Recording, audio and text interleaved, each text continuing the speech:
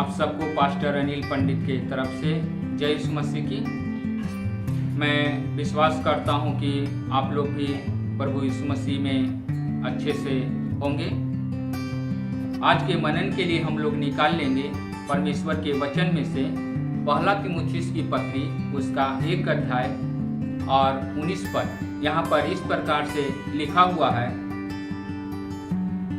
और विश्वास और उस अच्छे विवेक को थामे रह जिसे दूर करने के कारण कितनों का विश्वास रूपी जहाज डूब गया।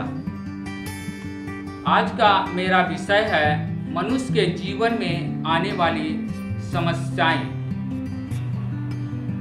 मनुष्य के जीवन में कई तरह के समस्याएं आती रहती है, या मनुष्य कई तरह के समस्याओं से गुजरते रहता है, जिसमें से पहला समस्या है आर्थिक समस्या।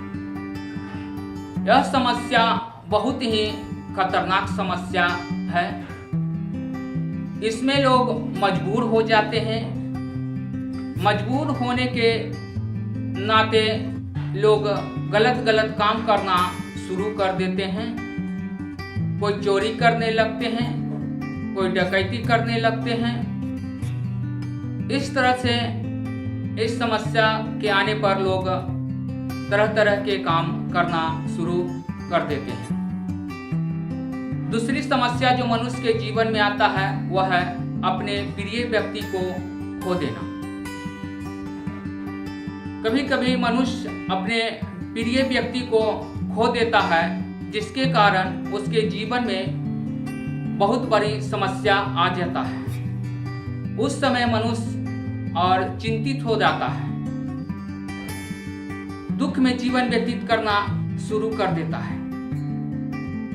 तीसरा जो समस्या मनुष्य के जीवन में आता है वह है वैवाहिक जीवन में तनाव। जब एक पुरुष को एक अच्छा पत्नी नहीं मिलता है, या एक स्त्री को एक अच्छा पत्नी नहीं मिलता है, तो वैवाहिक जीवन में तनाव होते रहता है। हमेशा वाद विवाद होते रहता है, जिसके कारण लोगों के जीवन में हमेशा तनाव रहता है। तीसरी जो अगली जो समस्या जो मनुष्य के जीवन में आता है वह है और संतान प्राप्ति का न होना। जब हम शादीशुदा हो जाते हैं और हमारे जीवन में और कोई संतान नहीं होता है, तो उस अवस्था में भी हम लोग और चिंतित हो जाते हैं। वो अवस्था भी हमारे लिए एक समस्या बन जाता है। अगली जो समस्या मनुष्य के जीवन में आता है वो है बीमारी की समस्या। ये समस्या भी बहुत खतरनाक समस्या होता है।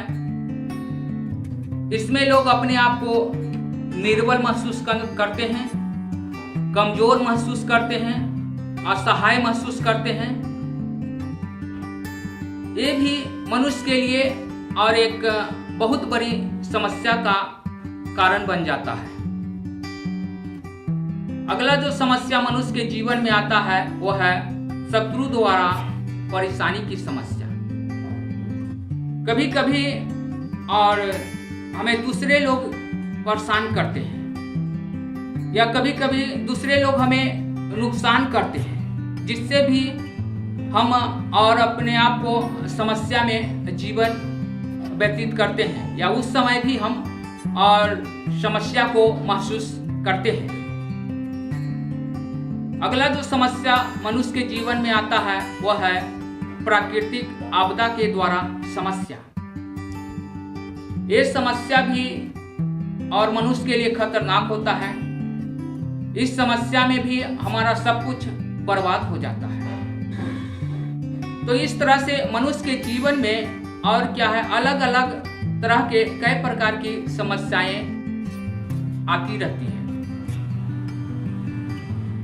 इसको दूर करने के लिए पहले मनुष्य और ऊपरी उपाय करता है, यानी वो खुद का सहारा लेता है या खुद के समझ और सोच के अनुसार अपनी समस्या को दूर करना चाहता है।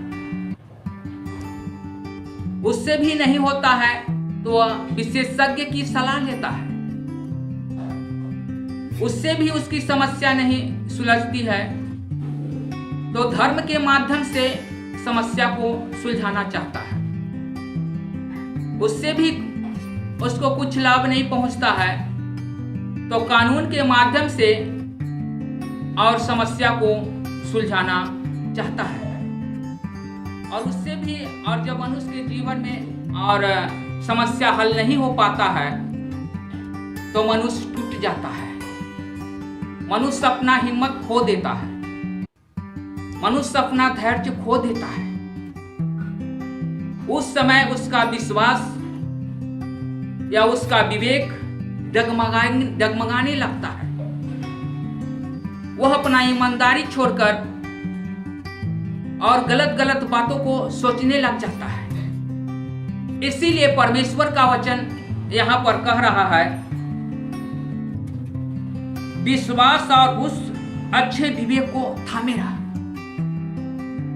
हमें परमेश्वर यही कहते हैं कि हमारे अंदर जो विश्वास है, हमारे अंदर जो अच्छा विवेक है, उसको हमें थामे रहना है।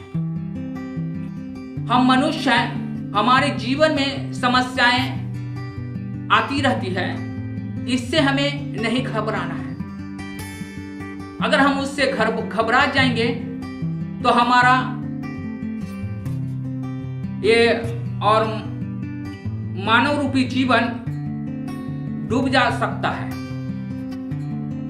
इसीलिए हमें और जो परमेश्वर का वचन कहता है कि विश्वास और अच्छे विवेक को थामे रहना है। हमारे पास जो हमारा जो परमेश्वर पर विश्वास है, उसको हमें क्या करना है? थामे रहना है। हमें जो परमेश्वर ने अच्छा विवेक दिया है, उसको थामे रहना है। चाहे हमारे पास जितना भी कठिनाई आ जाए, जितना भी परेशानी आ जाए, जितना भी समस्या आ जाए, हमें उसको और नहीं छोड़ना है। हमें विश्वास और विवेक को थामे रहना है। अगर हम इसको छोड़ देते हैं तो हमारा और जीवन खतरे में पड़ जाएगा, हमारा अस्तित्व खतरे में पड़ जाएगा। जिस तरह से यहाँ वचन लिखा है कि और विश्वास रूपी जहाज डूब जाएगा। हमारा ये जीवन रूपी जो जहाज है वो क्या है? डूब जाएगा। इसीलिए हमें समस्या का सामना धैर्य से करना है। हमें समस्या का सामना प्रभु यीशु मसीह के और द्वारा करना है। हमारा परमेश्वर और हमें इन समस्याओं से छुटकारा दिलाने में सामर्थ्य रखते हैं। इसीलिए हम सब हमेशा परमेश्वर की ओर ताकते रहें। परमेश्वर हमारी समस्या को जरूर दूर करेगा। परमेश्वर इस वचन पर आशीष दे।